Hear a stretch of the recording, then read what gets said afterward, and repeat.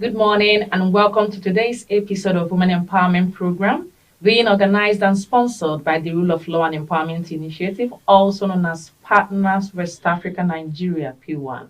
My name is Nkem Okereke, your host for the show, with my co-host Ijoma Igwe. In time past, the ambitions of women were centered on their marriages, fulfillment of the role of proud housewives, dedicated mothers, and the economic security that their husbands make available to them. However, in the 21st century, there has been much talk about women empowerment and women's rights, and indeed, there has been pivotal progress made to recognize the need to secure the safety, advancement, and voice of women. And this has moved a woman's path from a timid housewife to a limitless, independent, and a major player in the society. This has been both a cause and a reflection of social change. Join us as we discuss the topic, women's role in social change. We will go on a short break and then come back with our guests for this topic. Please stay tuned.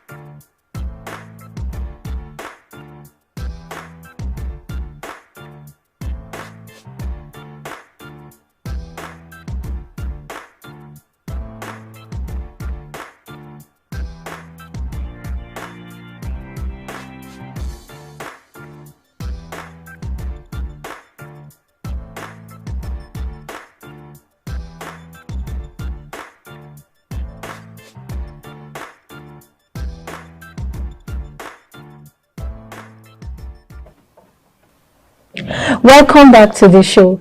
To discuss the topic with us today is an activist and the country director of ActionAid Nigeria. She was among those who struggled for democracy in her youth. She has since worked with the labor movement, led the feminist movement, and worked across the federal structure in Nigeria. Since 2018, in her role at ActionAid, she has also worked with local women leaders to challenge power relations, increase the number of women participating in decision-making processes and spaces, and to end violence against women and girls. Please welcome with us this morning, Miss Ene Obi. Good morning, ma, and you're welcome to the show. Good morning. Thank you very much. We're happy to have you on the show, ma'am. Thank you for inviting me. You're welcome, ma. Thank you. So, ma, like we said, the topic is a women role in social change. What does social change mean to you?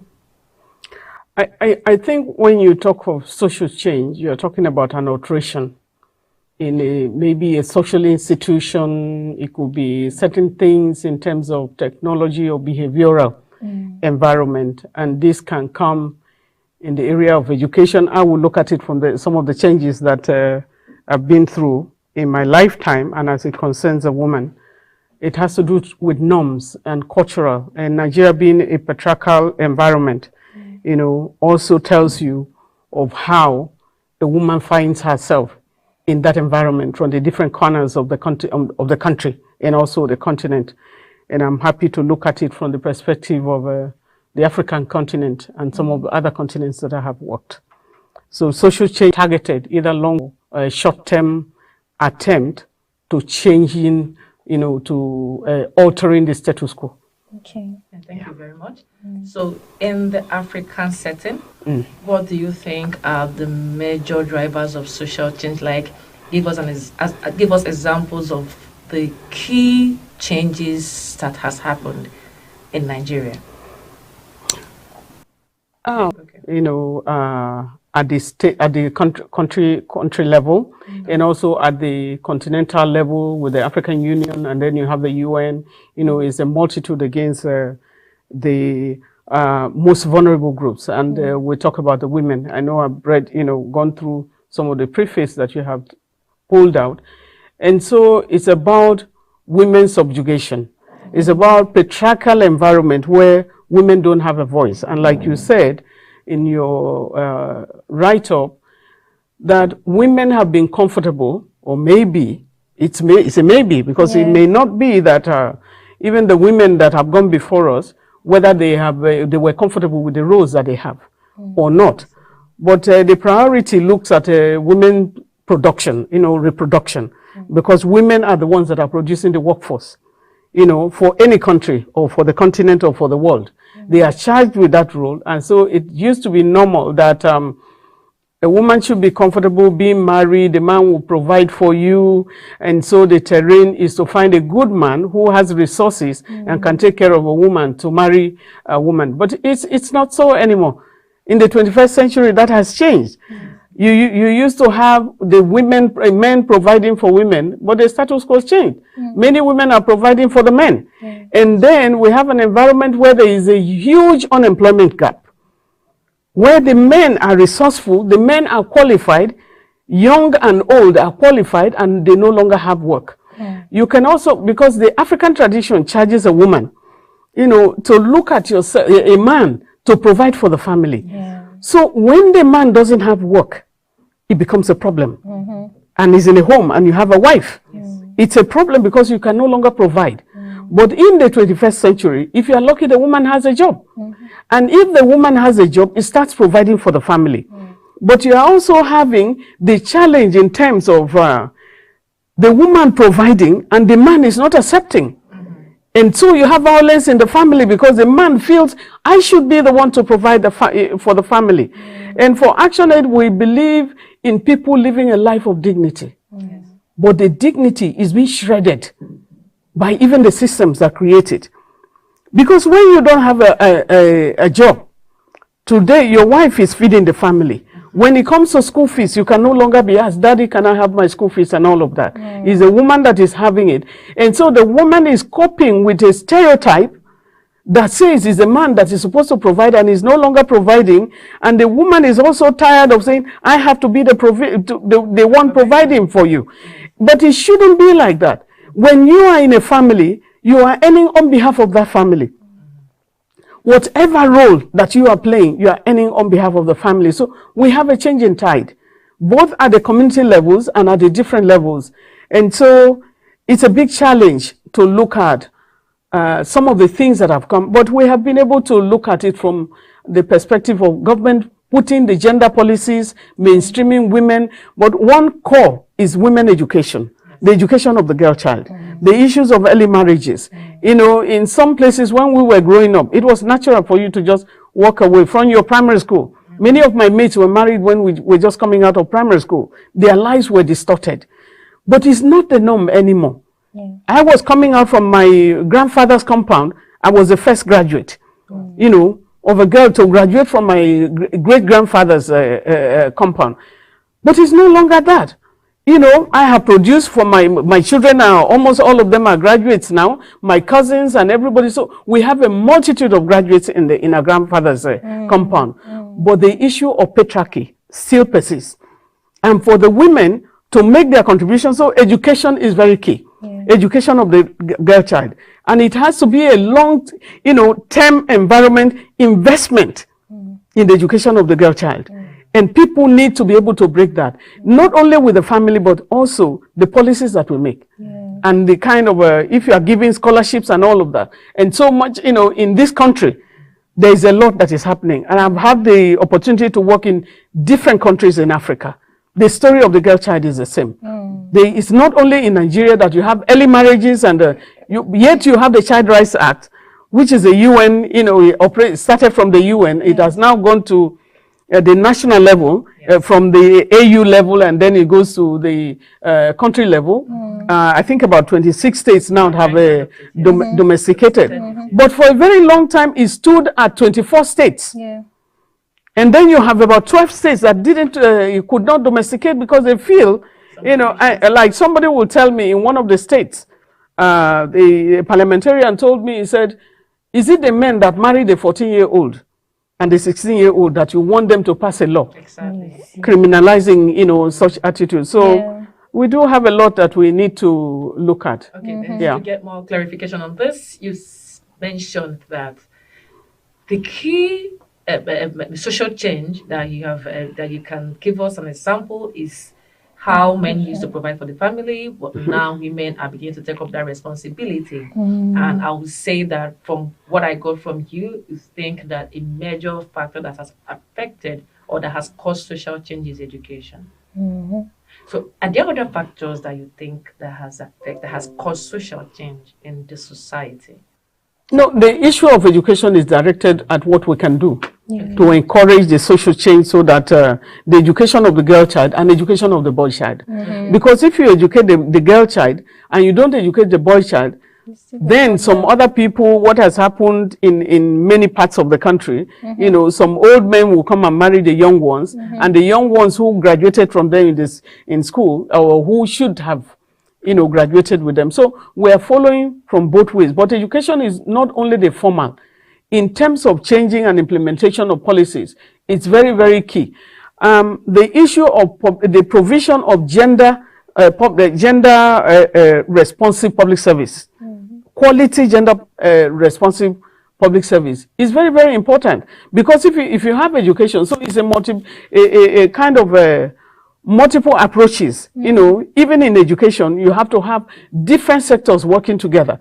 The issue of the public services, you have the construction of, there are so many schools that there are no toilets. For example, there are no facilities that are gender friendly, and so you need to look at that. And what is the attitude of the environment, if you are doing some construction, the issue of health education, for example, the issue of health itself, health services, as we have come to the time of COVID-19, which is very, very challenging. We are having maternal mortality in Nigeria like no other. And incidentally, I was in public health for about 10 years, where I directly worked on child survival and maternal services. For the Nigerian woman, so many planes are crashing every day. Many women are on the maternity death road. And the government is not focusing, because the national hospital in Nigeria, in Abuja, was built for women and children. But it's the only hospital that has been standing, all this while, that is treating either big men who are not able to fly abroad and so on and so forth, because the hospital is not within the reach of the poor. Yes. And the issue of poverty is a major, major one, that you have more than 100 million Nigerians below the poverty line. What that means is that there are millions who are pregnant that cannot make their way to the hospital. Yes. What happens to them? And for children as well, this is very major. And so we need to focus on different things. The traditional institutions, for example, lots of changes need to happen in that environment. And we have been engaging. Yes. I have worked at the community level in different parts of the country. I started my development work from the grassroots, I would say. And where I know that if people listen to each other, they are able to cause changes. In some interventions from ActionAid has made women being invited to council, being members of the council, even in Igbo land, which is where, it is like sacred for women not to get into different things. So I think there is a change in tide, and we need a lot of attitude. We need women representation, for example. That one, I was part of the women who went to Beijing in 1995. But even when we had gone to Beijing and come back with the 35% affirmative action that the government committed to do, they have done nothing. Well, I wouldn't say they have done nothing, but very, very little. We are at about 11% or how many percent in terms of women representation. The government is still bold enough to have a committee of 20, for example, and there is one woman or two women, which is, because key decisions are made from the boardroom, and the quality of the decision in the boardroom depends on who is in the boardroom. And you can't take decision on behalf of others. Thank you very much, ma'am. So we agree now that there is a change in tide and so many things are changing. Right, ma'am? Okay, so how are these changes affecting women? I think we have more role models, women role models that they can see women that are climbing. It's not everybody you can educate. In my work in life, I've educated so many Nigerian girls and boys as well. a number of orphans that I have raised. But I also knew and know that it is not all the girls that we can educate. But in an environment, you see a brilliant young girl who is ready to study. You will see one that is even squashed in a marriage. One of the ladies that I'm working with right now, she has about 10 children or more, and she wanted to go to school. I saw the brilliance in her. It is not everybody to school. And so I got her back, and she's almost finishing. And that is the kind of help that we need. But some of the, the men will think that when you get brilliant or when you get educated, you will no longer be under control. And I don't know what people are seeking to control. But again, it requires a lot of processing. Because even when you are educated, because I look at me and I look at myself, I've been married for more than 30 years. And I will say that, it's not an easy call. But I did not insult my elder brothers when I was at home. And until, now I never insulted any of my big brothers. So will I be insulting my husband? What will that be? Where will that come from? And so education has not been anything to taking that from me, the humility of the African girl.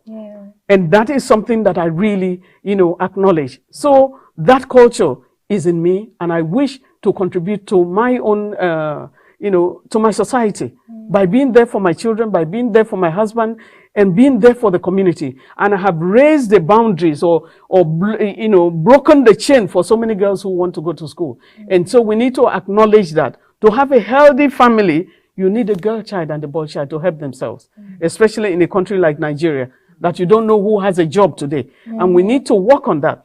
We need to also look at the quality of the girl child. Because when you are looking at that, are you respecting a woman because she's married? Are you respecting her because she's not married, she's unmarried, or because she's something? She is a human being. A lot of people, almost every woman has a story. And so she needs to be respected for who she is, for being a human, whether she's a single mother or whether she is divorced. Because before somebody goes out for a divorce, especially when you have children, when you see a woman who walks out of her marriage, do not condemn her. You don't know her story. She must be respected first and foremost because she's a human being. And women are making great changes in terms of contributing to nation building. All right. Thank you very much. Do you have anything to add? No, I like the fact that she pointed out that women are now beginning to do, there are lots of changes women are now doing. So like what you said from the beginning, that so before, once you're married, you sit at home, your husband is the caregiver or the one that provides for you economically, you're fine. But now women are breaking those barriers and then trying to come about more changes that is making the society maybe see the value of woman, and not just as a wife or a mother, but more things that are contributing to development of the country and also the society and decision making. I think they're also getting involved in politics. Women are there in politics now. A lot of them are contributing. And I remember my encounter with Margaret Ekpo of blessed memory.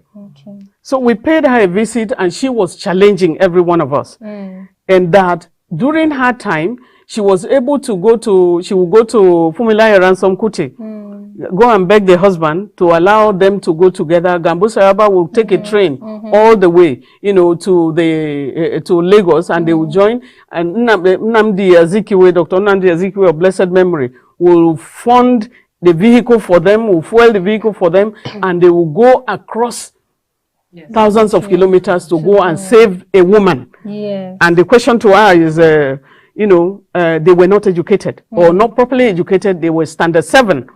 And she looked at us and said, all of you here, many of you are educated. What have you done for your sisters? And that bites me every day, even when I think I have done so much. When I look at that time she was no longer seen, and a few years later she passed on. But it was a great contact to charge us. And I challenge all the women who are listening and challenge each and every one of them. What are you doing for your sisters? There are petty things that we concern ourselves with. But for me, a woman has no tribe. Her tribe is Nigeria. Her tribe is the world itself. her tribe is the African woman that she has come to be, and every girl child you have to look at them, and also challenge the status quo. We have gender-based violence that has even been shot up because of COVID-19, because many families don't even know themselves, but they were locked down in COVID-19, and so a lot of challenges. So I think there is so much that a woman can contribute, and there has to be deliberate policies that you allow women, you grant them the opportunity. A lot of people don't want to go for the environment of saying you can put a percentage, in the constitution, just like Rwanda did, that they are now the highest in terms of representation. But I do think that there should be a deliberate effort. We now have thousands and thousands of Nigerian women that are professionals, in different forms. And many of us are also, many women are also going out. We do a lot in terms of migration, looking at the issues of forced migration and looking at how dangerous it is to migrate outside. But no, we need to change the narrative of even migration itself, because many women and men, doctors and nurses are leaving Nigeria quietly, and it's okay. But when others without skills are going to other countries, and then there are issues. So I think we are happy with the work we do. We are currently funding more than 120-something women-led groups to be able to energize them, build their capacity, and also let them mobilize for participation in politics and also voices for change. So there is a lot that is going on, and we are happy to partner with P1, the lot of work that you have been doing, a lot of collaboration with the Federation of International Women Lawyers and women lawyers across the continent as well, and in the country. We're really happy and excited. Thank you very much. Thank you very much. You're welcome. Thank you very much. And our viewers, I hope you're enjoying this conversation. We'll be going on a short break now and then come back with our guests to continue this topic on women's role in social change. Please stay tuned.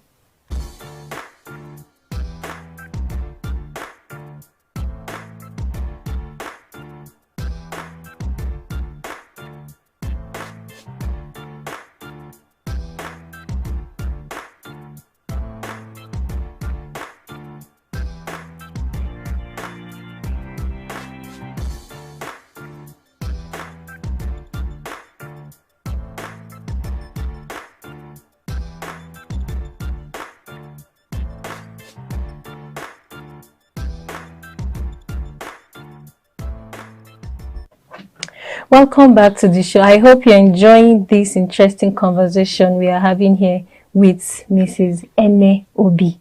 But before we went on the break, you gave us different examples of women that have contributed to social change. You mentioned Margaret Ekpo, you mentioned Fumi Ilayo Kuti.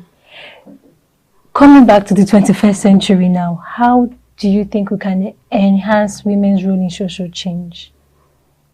I think we now have more role models, a lot of giant women, the likes of Bolanle Akweya, you have the likes of Jadeshola Akande of blessed memory, you have Dr. Nyantu Ifene, all those who started the Women Center together with Mrs. Babangida. I think Mariam Babangida of blessed memory did a lot in bringing out rural women into the public space. So there has to be some deliberate effort, policy changes that will encourage women to come out more. And I think for the first time at that time, we saw women from the north being brought out, en masse, unlike before. And so those deliberate changes is able to alter certain things. So we have very great women. We have so many women, lots and lots of women in this country now that people can look at to. Nigerian government can no longer say we don't have enough women representation. Up to the time, one of the trainings that we did, I think it was in Benin, that we trained about 6 women auto mechanics. When I saw them, I felt cold, goose pimples in terms of how you can activate a lot of things. They have very little injection in terms of social protection. ActionAid was part of monitoring the National Social Investment Program of the Nigerian government when they brought us in, and we felt those injections of so many things, because we believe in the social welfare, we believe in social protection for people. In the developed countries, they have programs for their people who are the most vulnerable, and the poor. And ActionAid, I actually joined ActionAid in 2007. It's just that I took up another job on the continent in 2011 for about 5 years, with ActionAid Denmark, but in another country to work in different parts of Africa as a regional trainer on human rights and different issues. But I came back to ActionAid again, in 2016, where I worked as on different issues before going into the country directorship. We are enabled to look at where women are. We are also enabled to look at women, rural women. ActionAid currently is hosting the Secretariat on Small Women Holder Farmers. So Fund Secretariat, and they are covered in 36 states of the Federation. So we are not looking at the elite. We work with the most vulnerable group. We also work with the people with disability, both women with disability and all the vulnerable groups, and then young people. We are confronted by so many young women who have no jobs, and young men who have no jobs. We have thousands that are milling the streets, and it is the responsibility of the government to open up the channels, to also open up, the environment, make it creditable enough for them to live a life of dignity. If you remember something that happened some years ago when they said all graduates go with your certificates to the stadium, both in Abuja and in Lagos, the whole place was filled up by graduates who have no job, who are milling the streets. And so the kind of conflict that we're having, the kind of things that is going on, is not, and we're watching many industries that are closing down when the government can make environments better for people to be able to come, with the small scale industries, and also to see how they can walk along the path as well. So I'm going to go now. I'm going to ask you just for further clarification. You said something that, for now, the women of the 21st century, we already have role models, and we should emulate them in order to make impact in social change. Now, are there limitations for us women? You mentioned something about unemployment. So many women are not empowered. But are there other things that are limiting women from being part of social change or making an impact in social change? One, I would say the lack of government, the political will from the government in terms of employment, in terms of creating opportunities. You have so many DGs, you have so many boards of directors, all over the country in so many agencies. But if you find some of them, they have no woman. And so there are some challenges. We had challenges with, like when I was growing up, I wanted to go to the NDA. I went in through Manowar. We were about 5 that were taken from secondary school, and we were beating some of the boys. But all the boys that came out of that course, they went to NDA. But I couldn't go because they say I'm a woman. But I wasn't thinking of myself as a woman. I went through. The policy, there has to be some policies. But and we had a meeting. I was with the Minister for Women Affairs and the UN Women. We paid a visit to the Chief of Defense Staff, last week. And he says they are opening up. We also asked that they open up the space more. Though they were admissions at one point, but there was a slowdown, and we are saying, women who want to go for it, let them go for it. And so, there are limitations. Limitations are challenges of the girl child. Early marriage is very core, that it limits the girl child from crossing that hurdle. When you come up, poverty is a huge one. At the rural environment, there is a lot of poverty. And so, how do you change that status quo? Is to be able to give when there is a choice, they give the boy child. And we are saying, for Nigeria, the greatest investment you can make is the investment in the human capital. And that is educating every child that is in Nigeria. What we are doing now, we have the public schools that are now being, no more being looked at. Many of us most of the politicians graduated from public universities. And they were great universities. People came from different parts of the country or of the world to come and study in Nigeria. Now it's Nigerian politicians that are keeping them up. I think what we need to do is to let the politicians be accountable for their money. You find out that none of their children will be abroad Because you're using taxpayers' money to go and sustain other people's education, and now we are having a multitude of universities, private universities in Nigeria. Rwanda has gone through that. And Rwanda, many private schools are closing down because in the public schools, they are better paid.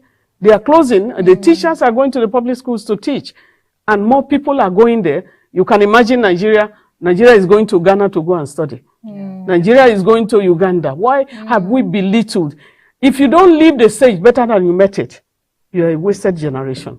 And so we challenge the political class that they need to rethink about their investment in Nigeria. Because I always say, nobody is going out of this country alive.